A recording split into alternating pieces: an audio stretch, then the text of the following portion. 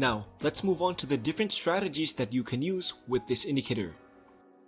So this next strategy is a little bit more advanced, but it also has a higher win rate. It's called the Impulse MACD extension, and this is how you trade it. The first step is we need to manually add overbought and oversold levels on the indicator. And so what you do is, you drag your mouse above the middle line of the indicator and press Alt-H. Or, you can just add the lines manually like this.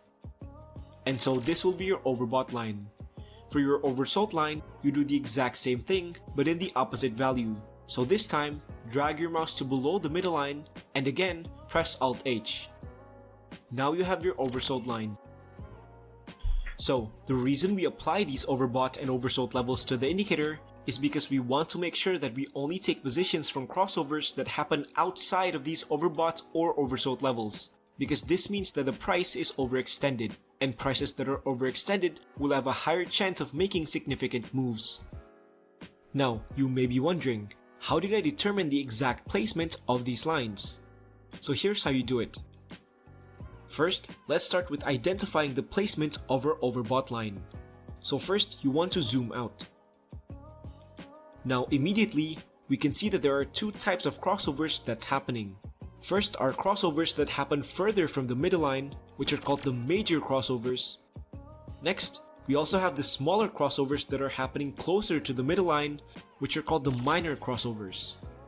Now, what you want to do is separate the major crossovers from the minor ones by drawing a horizontal line.